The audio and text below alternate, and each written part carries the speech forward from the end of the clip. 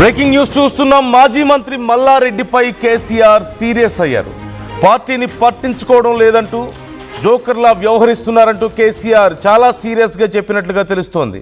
సొంత ప్రయోజనాల ఎజెండాగా రాజకీయాలు చేస్తున్నారని, పార్టీని సరిగా పట్టించుకోకపోతే జనాలకు ఏం మంచి చేస్తారు అంటూ ఆయన ప్రశ్నించారట. పార్టీ కోసం పనిచేయని నేతలకు టికెట్ ఇవ్వమంటూ హెచ్చరించారు. దోకాబాజీ బంద్ చేయాలంటూ వార్నింగ్ ఇచ్చారు కేసీఆర్. సోషల్ మీడియాలో కాదు పబ్లిక్లో ఉండాలి అంటూ ఆయనకు సజెస్ట్ చేసినట్లుగా తెలుస్తుంది. మల్లారెడ్డి ఫ్యామిలీ బీజేపీలో చేరబోతుందంటూ ఈ మధ్య పెద్ద ఎత్తున ప్రచారం జరగడాన్ని మనం చూసాం. ఇటీవల ప్రధాని మోదీని కూడా కలిశారు మల్లారెడ్డి ఫ్యామిలీ. ఈ నేపథ్యంలో మల్లారెడ్డిపై కేసీఆర్ చాలా సీరియస్ అయినట్లుగా తెలుస్తోంది. ఈ నేపథ్యంలో బీఆర్ఎస్ సీనియర్ నేతలు అందరి మీద కూడా చాలామంది మీద సీరియస్ అయ్యారంటూ సమాచారం. సిట్టింగ్ ఎమ్మెల్యేలు, మరికొంతమంది కీలక నేతల మీద కూడా. అయితే ఎస్ఐఆర్ ప్రక్రియకి సంబంధించి ఇప్పటి వరకు బిఎల్ఓ జాబితాను బీఆర్ఎస్ నేతలు సిద్ధం చేయకపోవడంపై కేసీఆర్ సీరియస్ అయ్యారు. అట్ ది సేమ్ టైం 31 నియోజకవర్గాల నుంచి జాబితా ఇంకా రాలేదంటూ ఆయన ఈ విషయంలో వారికి చివాట్లు పెట్టినట్లుగా తెలుస్తుంది. ఈ నేపథ్యంలోనే కొంతమంది సీనియర్ నాయకులు, మాజీ మంత్రుల పనితీరుకు సంబంధించి కూడా నేను అబ్జర్వ్ చేస్తున్నాను, ఎక్కడెక్కడ ఏమేం జరుగుతుందో నాకు తెలియదు అనుకుంటే మీ పొరపాటు, అన్నీ అబ్జర్వ్ చేస్తున్నాను అని చెప్పేసి మాట్లాడారు. ఈ మాట్లాడుతున్న సందర్భంలోనే మల్లారెడ్డి గురించి కూడా ప్రత్యేకంగా ఆయన ప్రస్తావించినట్లుగా తెలుస్తుంది. ఈ మధ్య సోషల్ మీడియాలో పని ఎక్కువైందే తప్ప నియోజకవర్గంలో కాదు, కొంచెం జాగ్రత్తగా నియోజకవర్గంలో పనిచేసుకుంటే బెటర్. రకరకాల విమర్శలు, ఆరోపణలు కూడా వస్తున్నాయి, ఏవో కొన్ని ఊహాగానాలు వస్తున్నాయి, కొంచెం జాగ్రత్తగా చూసుకోండి అంటూ చెప్పినట్లుగా తెలుస్తుంది. సో చాలా సీరియస్గా ఆయనకు వార్నింగ్ ఇచ్చారంటూ తెలుస్తుంది. మనందరికీ తెలిసిందే, మల్లారెడ్డి సోషల్ మీడియా స్టార్ అయ్యారు. ఎక్కడ చూసినా ఆయన డైలాగులు, ఆయన ఇంటర్వ్యూలే మనకు కనిపిస్తూనే ఉన్నాయి. ఆల్మోస్ట్ ఫర్ ఎవ్రీ 15-20 డేస్కి ఒకసారి ఎక్కడో ఒక చోట ఆయనది కొత్త ఇంటర్వ్యూ వస్తూనే ఉంటుంది.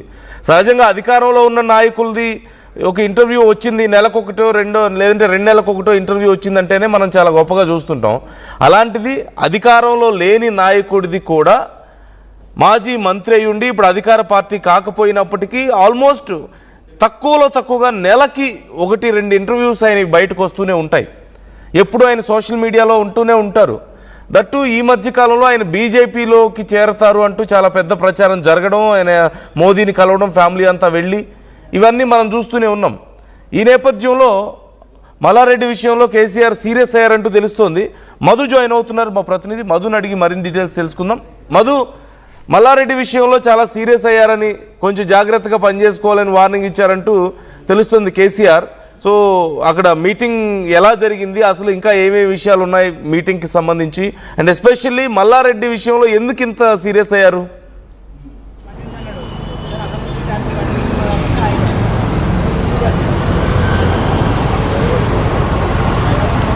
మధు, నా వాయిస్ వినిపిస్తుందా మీకు? ఎగ్జాక్ట్లీ ఈరోజు బీఆర్ఎస్ పార్టీకి సంబంధించినటువంటి 25 సంవత్సరాలు కంప్లీట్ అయ్యి 26వ సంవత్సరంలోకి వెళ్తున్నటువంటి సందర్భం, రజతోత్సవానికి సంబంధించినటువంటి ఎస్ సార్ వాయిస్ వస్తుందా చూడు. ఎస్ నందు. Yeah please continue. Yeah Madhu ఒక్క నిమిషంలో నేను మీతో మళ్ళీ మాట్లాడతాను. మనం క్లియర్గా డిస్కస్ చేద్దాం అసలు ఏం జరిగింది అనేది. తెలంగాణ భవన్లో బీఆర్ఎస్ రాష్ట్ర కార్యవర్గ సమావేశం నిర్వహించారు. కేసీఆర్ అధ్యక్షతన ఈ సమావేశం జరిగింది. బీఆర్ఎస్ ప్రతినిధులు అందరూ కూడా హాజరయ్యారు. దీనిలో భాగంగా ఎస్ఐఆర్ ప్రక్రియకి సంబంధించి బిఎల్ఓ జాబితాను కేసీఆర్ ప్రస్తావించారు. దీనికి బీఆర్ఎస్ నేతల నుంచి సరైన సమాధానం లేకపోవడంతో 15 రోజుల్లోగా బీఆర్ఎస్ సభ్యత్వ నమోదు కార్యక్రమం పూర్తి చేయాలి, టికెట్ కేటాయింపులకు సంబంధించి సభ్యత్వ నమోదు ప్రామాణికం అంటూ కూడా ఆయన చెప్పారు. ఆయన చాలా అంశాలకు సంబంధించి సీరియస్ అయ్యారు. ఈ నేపథ్యంలోనే మల్లారెడ్డి విషయంలో మాత్రం ఈ మధ్య చాలా రకాల ఊహాగానాలు వస్తున్నాయి, కొంచెం జాగ్రత్తగా ఉండండి అని హెచ్చరించినట్లుగా తెలుస్తుంది. యా మధు, ఏమని హెచ్చరించారు, ఎందుకని ప్రత్యేకంగా మల్లారెడ్డి విషయంలో అంత సీరియస్గా మాట్లాడారు కేసీఆర్? ఎగ్జాక్ట్లీ కార్యవర్గ సమావేశం సందర్భంగా 25 ఇయర్స్ కంప్లీట్ అయ్యి 26వ సంవత్సరంలోకి అడుగు పెడతా ఉంది. 26th ఇయర్లోకి బీఆర్ఎస్ పార్టీ ఈ సిల్వర్ జూబ్లీ సెలబ్రేషన్కి సంబంధించి ఈరోజు సెలబ్రేషన్స్ ముగించే కార్యక్రమం చేశారు. కేసీఆర్ హాజరయ్యారు.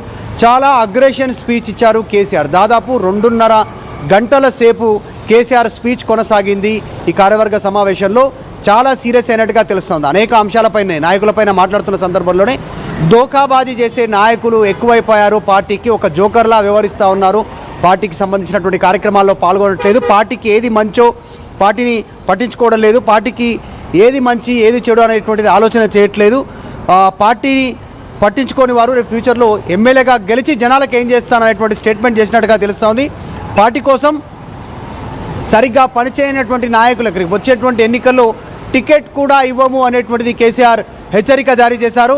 దాంట్లో కొద్దిమంది నాయకులు దోకాబాజీ బంద్ చేయాలి అనేటువంటి స్టేట్మెంట్ చేశారు. ఇది మల్లారెడ్డిని ఉద్దేశించే కేసీఆర్ చేశారు అనేటువంటిది పెద్ద ఎత్తున వైరల్ అవుతూ ఉంది. అక్కడికి వచ్చినటువంటి నాయకుల్లో మల్లారెడ్డి కూడా కేసీఆర్ని కలిసేటువంటి ప్రయత్నం పెద్దగా చేయలేదు, దూరంగా కూర్చున్నట్టుగా తెలుస్తూ ఉంది. ఎందుకంటే ఈ మధ్యకాలంలో మల్లారెడ్డి కోడలు కొడుకుతో కలిసి ఢిల్లీ వెళ్ళారు, ప్రధాని నరేంద్ర మోదీని కలిశారు. తర్వాత జరిగినటువంటి పరిణామాల్లో మల్లారెడ్డి కోడలు రీసెంట్గా బీజేపీ పార్టీ ఆఫీస్కి వెళ్ళింది. ఆఫీస్లో ఆమె అక్కడ ఉన్నటువంటి బీజేపీ పార్టీ ఇన్ఛార్జ్లను కలిశారు, చాలాసేపు భేటీ అయ్యారు, దాదాపు గంటన్నరకు పైగా భేటీ అయ్యారు. బయటకు వచ్చిన తర్వాత ఆమె మాట్లాడారు, తర్వాత ఇంటికి వెళ్ళిన తర్వాత కూడా మాట్లాడారు. 2024లోనే మల్కాజిగిరి ఎంపీగా పోటీ చేద్దాం అనుకున్నాను, బీజేపీ నుంచి టికెట్ రాలేదు, అందుకే పోటీ చేయలేదు. బీఆర్ఎస్ నుంచి పోటీ చేద్దాం అనుకున్నప్పటికీ కూడా ఇక్కడ గెలవలేమని పోటీ చేయలేదు అనేటువంటి మాటలు పెద్ద ఎత్తున సోషల్ మీడియాలో వైరల్ అయ్యాయి, పోస్టులు వచ్చాయి. దీనిపైన ఇంతవరకు ఖండన చేయలేదు. ఇంకోటి మల్లారెడ్డి గత కొంతకాలంగా బీఆర్ఎస్ పార్టీకి దూరంగా మెలుగుతూ ఉన్నటువంటి సిచ్యువేషన్ కొనసాగుతుంది. పార్టీ కార్యక్రమాల్లో మల్లారెడ్డి ఇక్కడ యాక్టివేట్గా లేరు, పాల్గొనట్లేదు.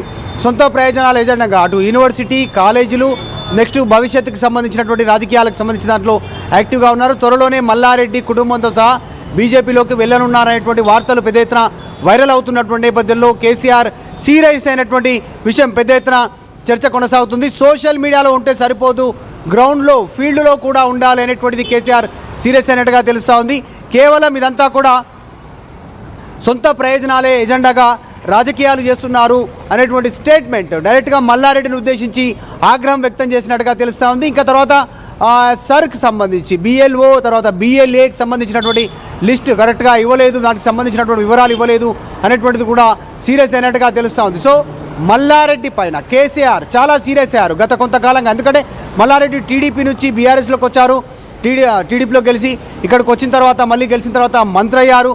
మల్లారెడ్డి పార్టీ అన్ని రకాలుగా అవకాశం ఇచ్చింది. అల్లుడికి టికెట్ ఇవ్వమంటే అల్లుడికి టికెట్ ఇచ్చింది, మల్లారెడ్డికి టికెట్ ఇచ్చింది.